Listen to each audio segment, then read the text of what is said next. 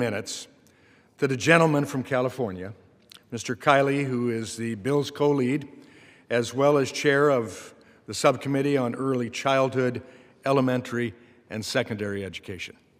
The gentleman from California is recognized for 2 minutes.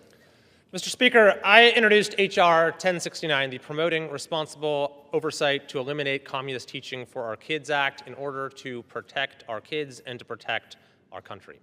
The Chinese Communist Party is responsible for severe human rights abuses and the suppression of fundamental freedoms, with a long and well-documented history of censorship, oppression, and disregard for human rights. But it is equally well understood that the CCP aggressively pushes its propaganda worldwide to reshape global narratives in its favor. That effort has extended into virtually every facet of American society, including, unfortunately, American classrooms.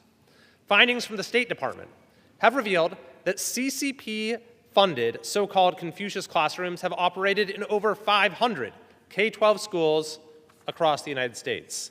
Now, these programs, they're not about education. They're about influence. The CCP does not act with charitable intent. These programs exist because the CCP expects something in return: control over curriculum and influence over young minds. It is unacceptable that American school districts have entered into financial arrangements with entities tied to the CCP, an adversary of the United States and a regime with one of the worst human rights records in the world.